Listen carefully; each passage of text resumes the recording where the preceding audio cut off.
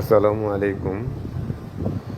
Best এগ্রোর সকল শুভানুধ্যায়ী যারা আছেন, এই পবিত্র রমজান মাসে সবাইকে মুবারকবাদ। আমরা এর আগে যে পেঁপে বাগানটি দেখিয়েছিলাম আপনাদেরকে ছোট ছোট চারা অবস্থায়, সেটির বর্তমান যে চিত্র সেটি দেখাচ্ছি আপনাদেরকে। আসলে আমরা যে সময়টুকুতে যে সময়ে আমরা লাগিয়েছি নভেম্বর ডিসেম্বর মাসের যে সময়, সেই সময়টা আসলে শীতের সময়। সেই সময়টুকুতে লাগালে যেটা হয় যে গাছের তখন গ্রোথটা কম হয়, কিন্তু লম্বায় কম হয়, কিন্তু তার যে গঠন সেটা গঠনটা ভালো হয়। তো সেদিক থেকে আমাদের গাছের যে গঠন সেটি অনেক ভালো হয়েছে, তার গোড়াগুলো অনেক মজবুত হয়েছে। এবং এখন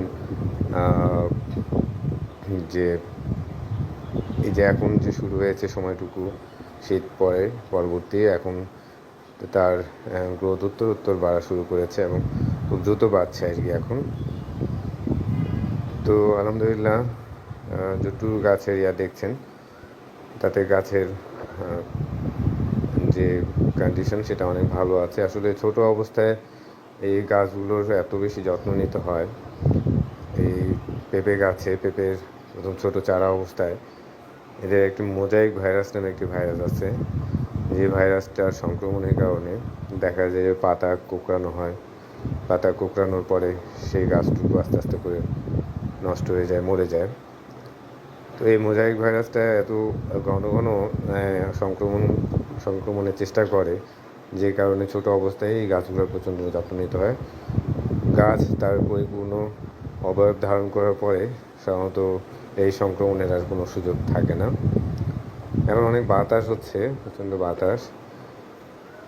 এই বাতাসের কারণে দেখা গেছে যে গাছগুলো ক্ষতিগ্রস্ত হতে পারে। তাই দেখা গেছে যে আমরা এই গাছগুলোতে যে বাঁশের গোছ লাগানোর যে প্রক্রিয়া সেটি অলরেডি আমরা শুরু করেছি। বাঁশ বিভিন্ন জায়গায় আমরা প্রায় এখানে 7 বিঘা যে আমাদের যে বাগানটি আছে, আমাদের যে টোটাল যে বাগান, আম বাগান এবং পেঁপে বাগান, চা বাগান, এই 3টি ভাগে আমরা ভাগ করেছি। তার মধ্যে এই পেঁপে বাগানটি আলাদা, যে 7 বিঘা ঘর।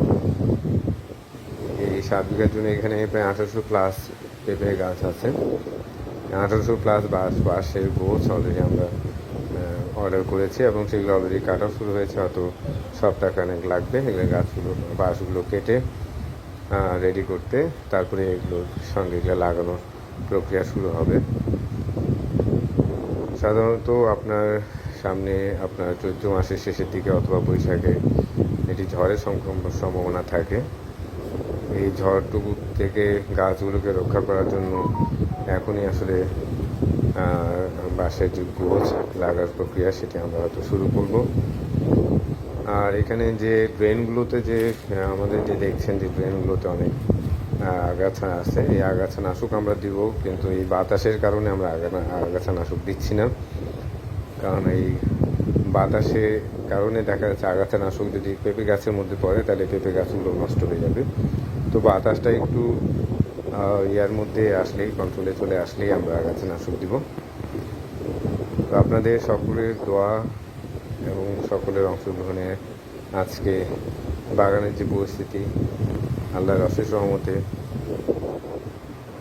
আমরা দোয়া করবেন যেন সামনে 1-1.5 মাসের মধ্যে হয়তো গাছগুলোতে ফুলের আগমন শুরু হবে। তো দোয়া করবেন যেন আপনার এখান থেকে আমাদের যে কাঙ্ক্ষিত, আমাদের আশা আকাঙ্ক্ষা সেটি আমরা পূরণ করতে পারি। সেই জায়গা থেকে আপনাদের সকলের কাছে দোয়ার আহ্বান থাকে। বাতাস আপনারা দেখতেই পাচ্ছেন, আসলে অনেক বাতাস। এই বাতাসগুলো আমাদেরকে অনেক ভীত করছে আসলে, ইনফ্যাক্ট।